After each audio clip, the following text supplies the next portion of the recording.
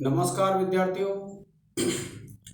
आज हम बात करने वाले हैं एक ऐसे विषय पर जो विषय छात्र और छात्राओं के लिए संस्कृत के अध्ययन के लिए बड़ा महत्वपूर्ण है। देखिए विद्यार्थियों, संस्कृत भाषा में जो छात्र छात्रा एमए 55% से कर लेते हैं और जो अन्य जो पिछड़ी कैटेगरी हैं जैसे एससी है, एसटी है और ओबीसी है, वे अगर एमए 50% से कर लेते हैं तो उनके लिए एक सुनहरा अवसर होता है यूजीसी नेट। तो यूजीसी जो नेट है, यूजीसी नेट की परीक्षा एक ऐसी परीक्षा है जिसको हम देते हैं तो हमें एक सर्टिफिकेट मिलता है जो हमारा एक योग्यता प्रमाण पत्र है। अब वह योग्यता किस बात की है?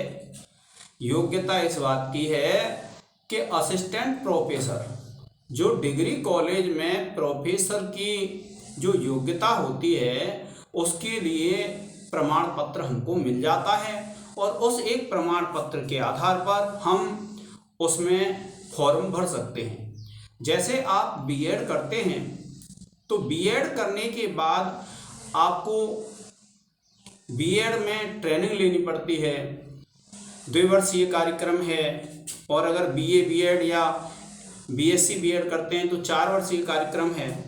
तो ये कार्यक्रम पूरा करने के बाद, ये सिलेबस पढ़ने के बाद आपको एक डिग्री मिलती है और वह डिग्री होती है बीएड की।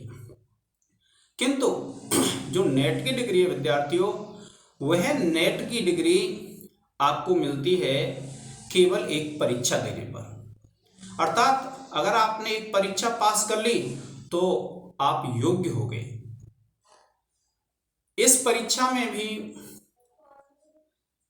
कुछ एज लिमिट है, जैसे लगभग 33 साल। उससे पहले आप इस परीक्षा को यदि अच्छे अंकों से कर लेते हैं तो उसमें आपको स्कॉलरशिप मिलती है, और जो स्कॉलरशिप है वह आपको अध्ययन करने के लिए मिलती है।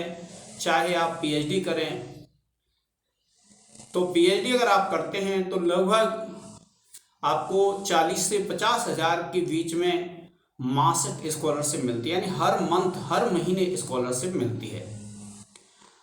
ये जो परीक्षा है, यह परीक्षा कुछ समय से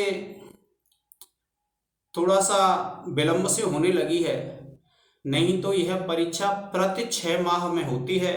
प्रति वर्ष लगभग दिसंबर में और लगभग जून माह में इस परीक्षा का आयोजन होता है।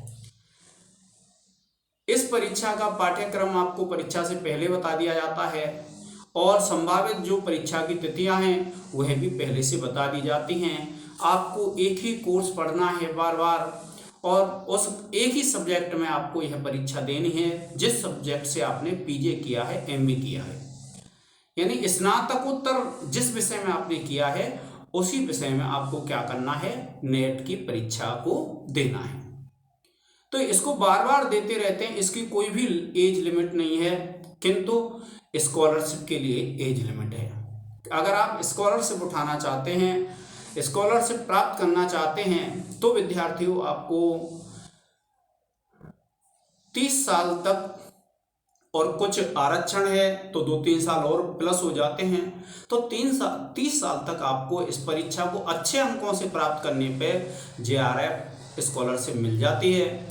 और यदि आप इसको अच्छी तरह पास तो करते हैं लेकिन इस एज के बाद करते हैं जो स्कॉलरशिप की है, तो आपको स्कॉलरशिप नहीं मिलेगी।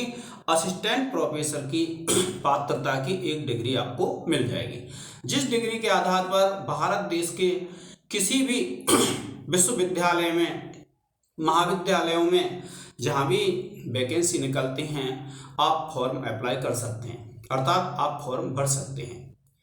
तो संस्कृत विषय के लिए अगर आप अध्ययन कर रहे हैं तो संस्कृत विषय के अध्ययन के लिए मेरा YouTube चैनल आपके लिए बहुत अच्छा सहायक होगा। और जो भी आपको समस्या आती हैं आप कमेंट्स बॉक्स में लिखें तो मैं आपकी समस्याओं का समाधान करूंगा। अब देखिए बात ये होती है कि यह परीक्षा होती कैसी है। यह परीक्षा कुछ समय से वैकल्पिक प्रश्नों पे होती है, यानी जो अ सादा या ABCD वाले या 1 2 3 4 वाले जो प्रश्न होते हैं उनमें होती है। और इसमें 2 पेपर होते हैं विद्यार्थियों। ऑनलाइन परीक्षा होती है कंप्यूटर पर, और इसमें 2 प्रश्न पत्र होते हैं। एक प्रश्न पत्र सामान्य होता है जिसमें शिक्षक अभिरुचि, कंप्यूटर, रीजनिंग आदि अनेक विषय आते हैं। जो 10 विषय आते हैं जिनमें से प्रत्येक विषय पर 5 प्रश्न होते हैं। और दूसरा जो पेपर होता है वह आपकी उस विषय का होता है जिस विषय को आपने MA में पढ़ा है, PG में पढ़ा है। तो आप नेट का फॉर्म भरें। नेट के फॉर्म प्रारंभ हो गए विद्यार्थियों। नेट के फॉर्म की जो तिथि है वह 30 सितंबर से प्रारंभ हो गई है और उसकी जो लास्ट तिथि है वह 28 अक्टूबर है विद्यार्थियों।